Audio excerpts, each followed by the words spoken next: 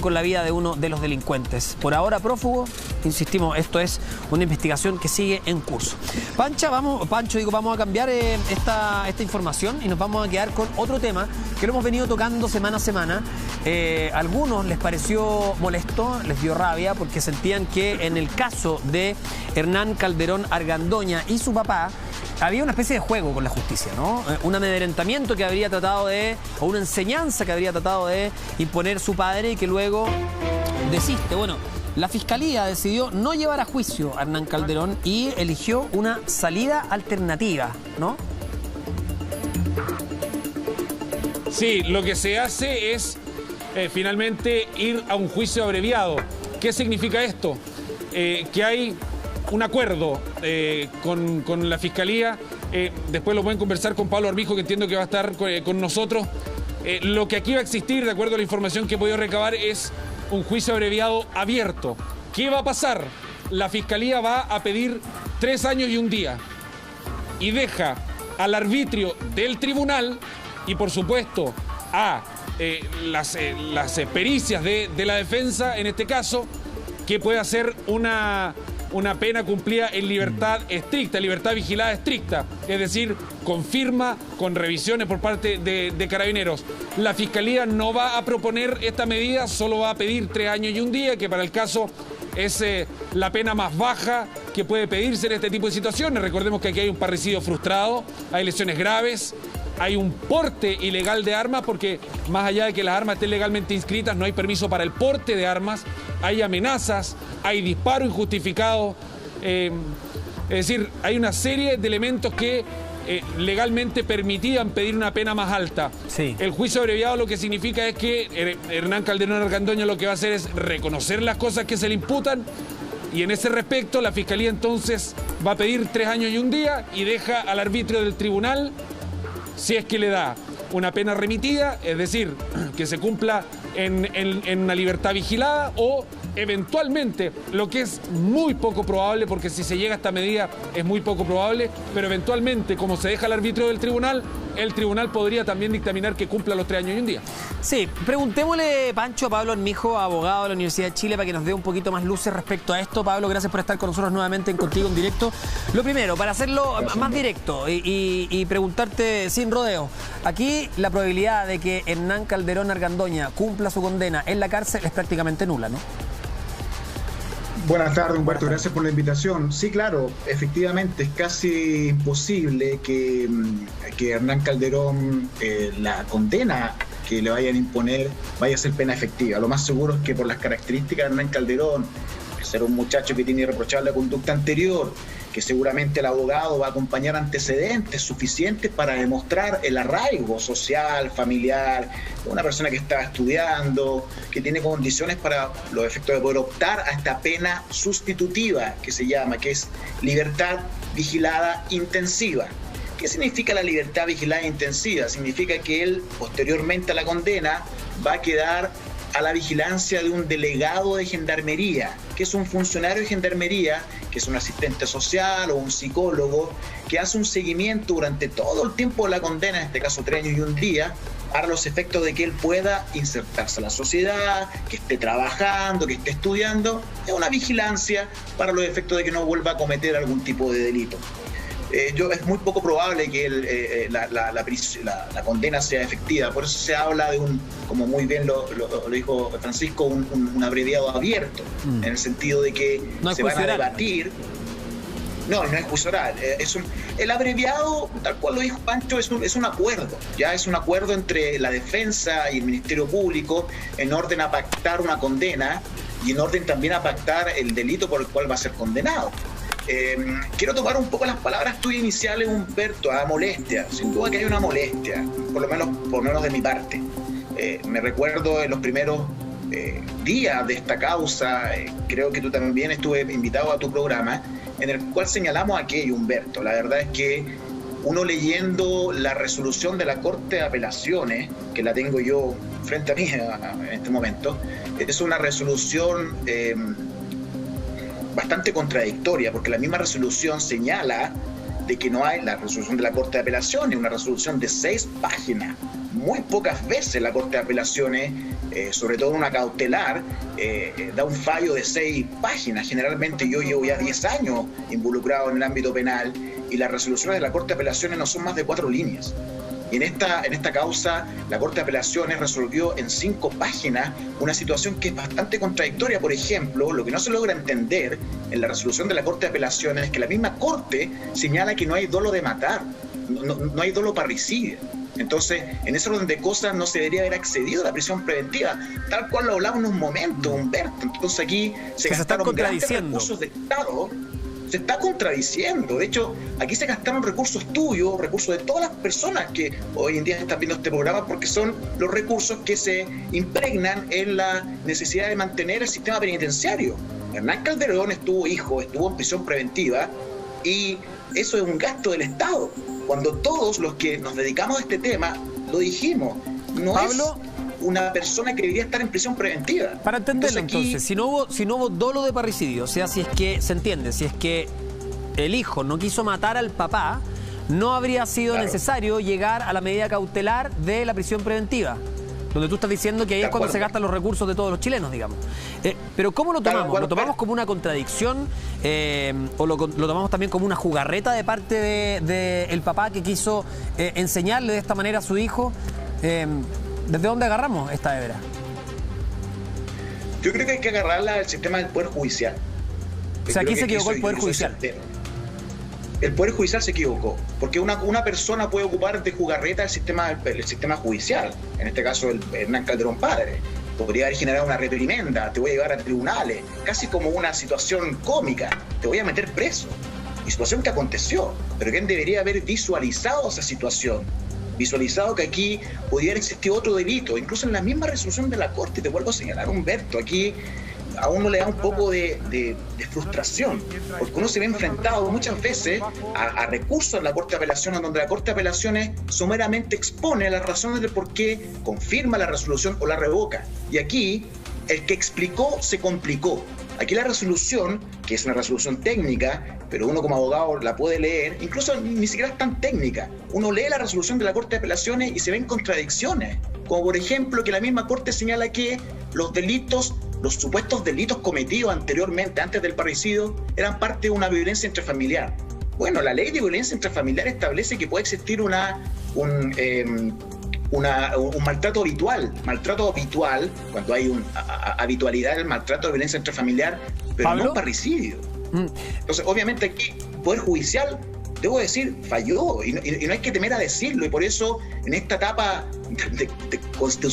constitucional que existe, quizás eventualmente podríamos, así como se hace en Estados Unidos, que los mismos jueces sean por votación popular, porque aquí en realidad que los jueces no tienen ningún sedazo ni control. Te quiero preguntar algo. Este tipo de arreglos, ¿no?, de salidas, esta salida alternativa, ¿son comunes? ¿Los ves habitualmente en el ejercicio? Son muy comunes.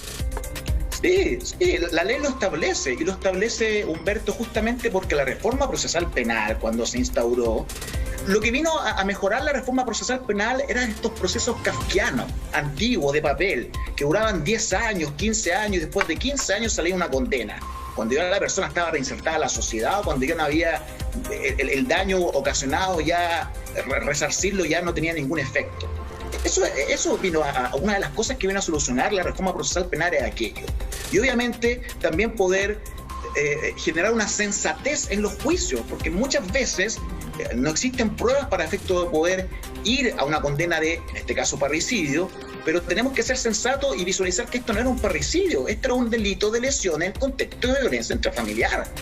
Y todas las cosas que se generó, tanto en el Tribunal de Garantía como en la Corte de Apelaciones, con mucho respeto lo digo, fueron solo cosas de carácter mediático. Y yo vi y visualicé, y no solamente yo, Humberto, yo como me dedico a este tema penal, uno siempre lo conversa con otros colegas, y todos coincidimos en lo mismo. Aquí no fue fuerte, o sea, no tomó la carta del asunto ni el Tribunal de Garantía y menos la Corte de Apelaciones. Entonces, ¿qué hemos visto?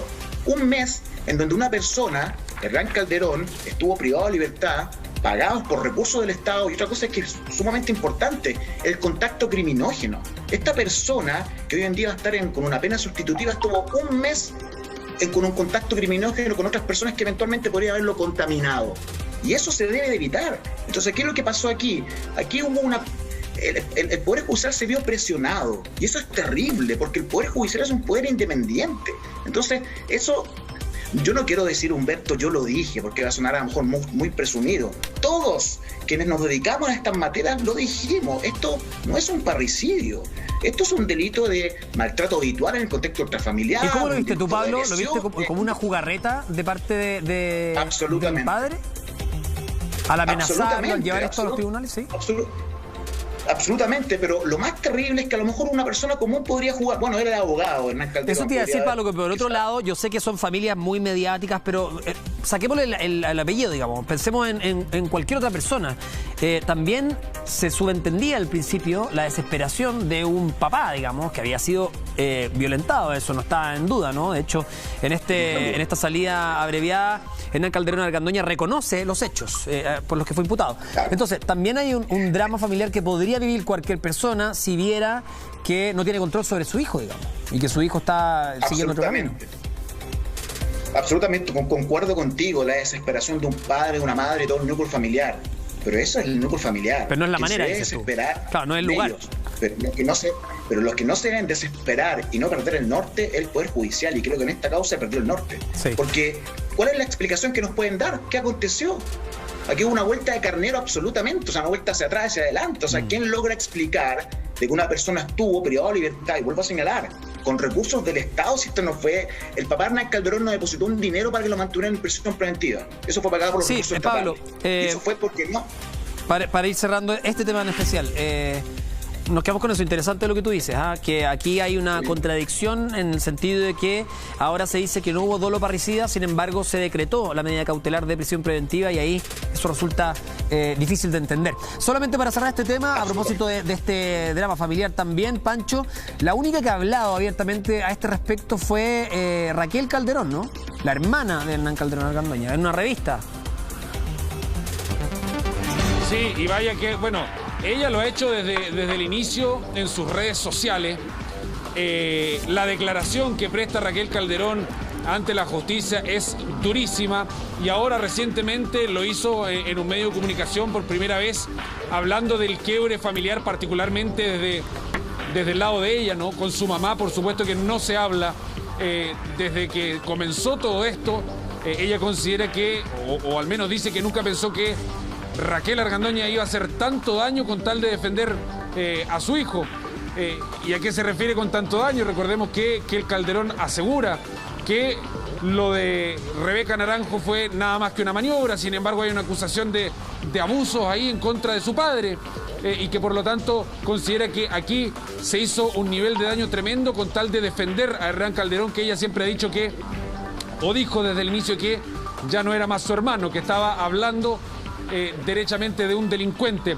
Por otra parte, ella habla del quiebre de la relación con Hernán Salinas, su padre, puesto que recordemos que cuando comenzó todo esto era precisamente Raquel Calderón junto con Francisca Calderón, las hermanas, quienes llevaban la estrategia jurídica de Hernán Salinas, y en algún minuto esto tuvo un viraje, una vuelta de chaqueta, como dice Pablo, en que de ir o de perseguir con dureza el parricidio frustrado, las lesiones graves. Recordemos que Hernán hablaba de lesiones graves, compromiso de tendones en las manos, y de repente un día para otro aparece en tribunales básicamente defendiéndose solo, mostrando la mano y haciendo así, diciendo que no tenía nada, que no hubo intención nunca de matarlo. En fin, esta como vuelta de carnero no le gustó a aquel Calderón. Ella dice: yo sigo amando a mi padre, pero no nos hablamos hace meses, precisamente porque ella no era partidaria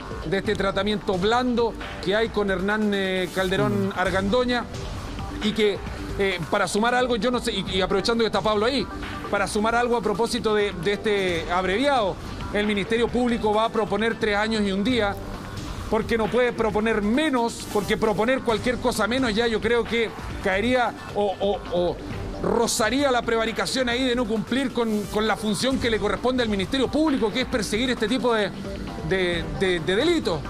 Es así, preguntémosle, para ir cerrando este tema. Luces, un arreglo entre las partes, y 3 años y un día es el mínimo que debieran pedir, digamos. Pablo, es así, ¿cierto? O que pueden pedir. 3 años y un día es el mínimo que debieran pedir. 3 años y un día es el mínimo que debieran pedir. Pablo, es así, ¿cierto? Pablo, es así, ¿cierto? Es importante, Francisco y Humberto, claramente, incluso aquí debería existir una reformalización. Recuerda que Hernán Calderón no está formalizado solo por el delito de parricidio, hay una serie de otros delitos, por lo tanto, para que le estén ofreciendo una pena de 3 años y 1 día es porque o bajaron ciertos delitos, los eliminaron, o sencillamente van a recalificar, pero tengo certeza que él no va a salir condenado por parricidio frustrado, va a ser condenado por el delito de lesiones graves en el contexto de violencia intrafamiliar, porque no calza la condena. La condena para el parricidio frustrado es una condena que puede ir de 10 años y 1 día a 15. Entonces, para que baje a 3 años y 1 día, o se le configuraron muchas atenuantes y se las aceptaron, 11.6, 11.9, 11.5, bueno, una serie de atenuantes, o sencillamente están recalificando el delito. Entonces, si el mismo abogado defensor lo señaló en un comienzo, ¿por qué no fue así? ¿Por qué no hubo una sensatez? Lo que se habla siempre en materia penal, Humberto y Pancho, prognosis de la pena, el pronóstico. Si la prisión preventiva no es una condena anticipada, uno no puede ocupar la cárcel y el sistema judicial para una reprimenda de un papá enojado porque no sabe controlar a su hijo. Esto es una cosa seria y es grave, porque la realidad es que la misma, y vuelvo a señalar tan enfáticamente, quizás no quiero salir un poco de mostrar mucha exacerbación, pero la resolución de la Corte, que no la había leído, la leí recientemente, la tengo frente mío, no quiero ser latoso, pero la realidad es que es inconsistente, porque en el considerando número 3 dice que en relación... Permíteme un segundo, dice que en relación al suceso número 3, si bien los reparos de la defensa son atendibles, esto lo dice la Corte, Humberto, son atendibles en cuanto a la inexistencia del dolo de matar. La misma Corte señala que no hay dolo de matar. Esto es la primera resolución del día 27 de agosto del 2020. ¿Y por qué se sometió a prisión preventiva? Si no hay dolo de matar o de dolo parricidio, no hay delito de parricidio, hay otro delito. ¿Tiene que ver con que este caso es particularmente mediático, crees tú, Pablo? Total y absolutamente no lo creo, tengo certeza, Humberto, y eso es lo terrible, porque existen muchas personas privadas de libertad porque fue mediático. Tú sabes que yo tengo una causa muy emblemática y en realidad que también creo, la causa de María del Pilar Pérez, yo creo que también ella, sin duda alguna, también fue una causa mediática que de una u otra forma aquí el sistema judicial falló. Y aquí también está fallando, porque no hay una explicación. Yo leí con detención la resolución de la Corte de Apelaciones de Santiago y es inconsistente. En el párrafo 2 dice otra cosa, dice que respecto a lo que decidió el 5 de junio, se desprende que los sucesos es una amenaza en el contexto de violencia intrafamiliar. O sea, la misma Corte señala que estos hechos son producto de violencia en el contexto intrafamiliar. Posteriormente, la misma Corte dice que no hay dolo de matar, sin perjuicio lo somete a prisión preventiva por el delito de parricidio. Explíquenme eso, es inconsistente. Te vuelvo a señalar, Humberto, las resoluciones de la Corte, y uno muchas veces lucha con las resoluciones de la Corte porque son 3 líneas. Se confirma o se revoca. Pero aquí hay una resolución de 5 páginas, de 5 fojas, en donde más que explicar, se complica. Sí. Y eso es, tal cual lo dices tú, es por una causa mediática. Esto es grave. Vamos a esperar, Pablo, cuál va a ser finalmente la resolución de este caso, en qué va a terminar con esta salida, ¿no?, alternativa. Nosotros nos vamos a ir a una pausa. Te quiero agradecer, como siempre, haber estado con nosotros acá en Contigo en Directo. Que esté muy bien. Pancho, nos quedamos contigo. Volvemos con más noticias de las últimas horas. Hay un caso tremendo en los Andes, un niño de 12 años que mató a otro de 5 años a puñalada. Terrible. Vamos y seguimos revisando más informaciones también de este día acá en Contigo en Directo. Quédense con nosotros.